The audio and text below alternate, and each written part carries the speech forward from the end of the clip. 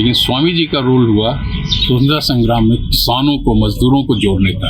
धर्म फिर अफीम की भूमिका में आ गया है। समाजवादी आंदोलन में बड़े पैमाने पर लोगों ने हिस्सा लेना शुरू किया। समाजवादी पार्टी के अंदर में, कम्युनिस्ट पार्टी के अंदर में। भारत में किसान आंदोलन के जनक स्वामी सहजानंद सरस्वती की आज 136वीं जयंती मनाई जा रही है। एक तरफ पूरे देश में महाशिवरात्रि की धूम है, तो दूसरी तरफ आज बिहटा के स्वामी सहजानंद आश्रम में उनकी जयंती मनाई जा रही है। आज भारत में स्वाधीनता आंदोलन में समाजवादियों की भूमिका पर एक विचार विमर्श रखा गया है, जिसमें पटना के कई शिक्षाविद और विद्वान आज शामिल हुए हैं और स्वामी जी की जो भूमिका है उस पर चर्चा हो रही है। स्वामी जी ने जमींदारी प्रथा के उन्मूलन में अपना अहम योगदान दिया था और ये उनकी कर्म भूमि है। ये समाधि स्थल है, हम आपको दिखा रहे हैं। ये स्वामी सहजानंद की समाधि स्थल है और ये पूरा आश्रम है। पूरे आश्रम को हालांकि अभी बनाया गया है और काफ़ी सुसज्जित ढंग से रखा गया है और एक लाइब्रेरी भी है।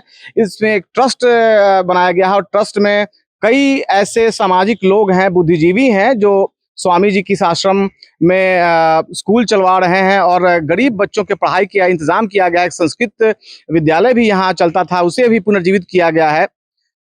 अमेरिकी शोधार्थी वाल्टर हाउजर की जो अस्थियां हैं वो 26 जून को इंडिया में आएगा और वो गंगा में प्रवाहित होगा। आज ये ट्रस्टी जो है डॉक्टर सत्यजीत, उन्होंने जानकारी दी है। वाल्टर हाउजर स्वामी जी पर शोध किए थे और उनकी जो कर्मभूमि थी बिहटा, और यहाँ भी कई दफे वो आए थे, तो उनकी अंतिम इच्छा थी कि उनका जो अस्थि है वो इंडिया में ही प्रवाहित हो। तो इसलिए यहाँ ट्रस्टियों ने आज निर्णय भी लिया है कि उनके अस्थियों को गंगा में प्रवाहित किया जाएगा। अभी विचार विमर्श हुआ है और स्वाधीनता आंदोलन में समाजवादियों की भूमिका और स्वामी जी की जो भूमिका है उस पर बात हो रही है। यह निश्चित रूप से कहना कहीं गलत नहीं होगा कि स्वामी जी अगर नहीं होते तो शायद जमींदारी प्रथा खत्म होने में बहुत देर होती और किसानों गरीबों के मसीहा थे स्वामी सहजानंद, और उसी को लेकर आज भी स्वामी जी के आश्रम में किसान जुटते हैं। स्वामी जी का आज 138वां जन्मदिन है और स्वामी जी का जन्मदिन हम लोग महाशिवरात्रि से मनाते हैं, जिनका जन्म महाशिवरात्रि हुआ था। स्वामी जी एक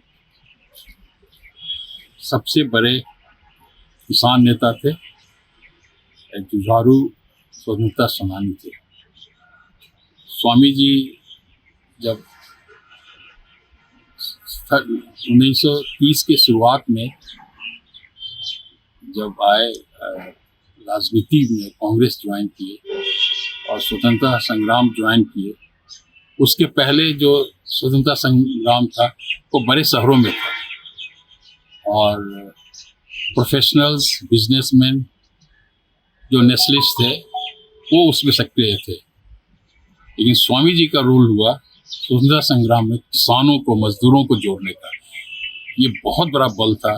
हमारा ये कहना है कि स्वाधीनता आंदोलन, किसान आंदोलन और समाजवादी आंदोलन को अलग अलग दीपिका में, अलग अलग आइलैंड में न देखें, क्योंकि तीनों जुड़ते हैं तभी भारत की आजादी यानी स्वाधीनता आंदोलन की सफलता भी संभव होती है। इस आश्रम के बारे में क्या कहेंगे? आप पहली बार शायद आए हैं। मैं पहली बार आया हूं, मेरी चिंताएं दूसरी हैं। अगर एक दिखा सकें तो दिखा दें। समाजवादी आंदोलनों के इतिहास पर बात करूं, भारत के किसान आंदोलनों पर बात करूं, अवध के किसान आंदोलनों पर बात करूं, भोजपुर के किसान आंदोलनों पर बात करूं। अगर हम खाली इतिहास मत्ते रहें, यह जो दौर चल रहा है, यह धर्म फिर अफीम की भूमिका में आ गया है। नहीं, अभी इस आश्रम के बारे में चर्चा कर दीजिए। ये आश्रम किस तरह से पुनर्जीवित हुआ है? स्पंदित है।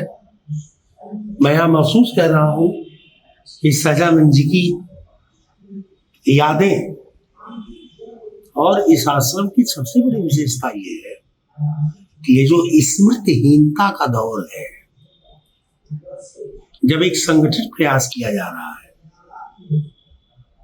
हर व्यक्ति को स्मृतिहीन बना देने का,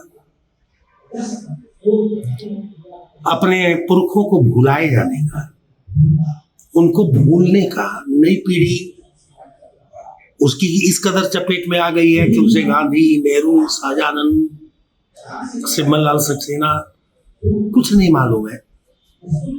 इस स्मृतिहीनता के दौर में यह आश्रम उस स्पंदित और वाइब्रेटिंग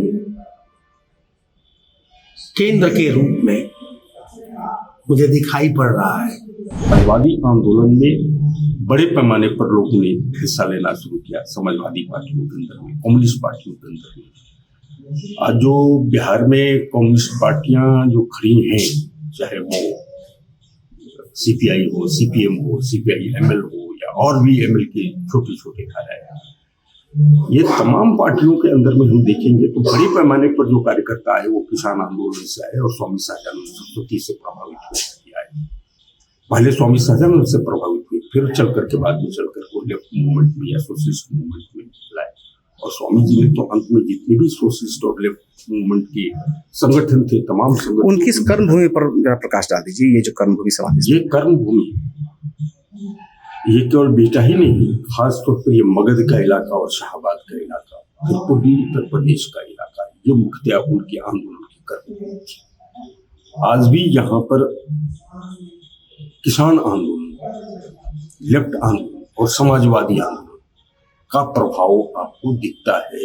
इतने वर्षों के बावजूद बचा खुचा प्रभाव दिखता है, उसमें बहुत बड़ी देन है स्वामी सहजानंद सरस्वती की और इस ट्रस्ट की। और फिर से ये ट्रस्ट एक्टिव हुआ है।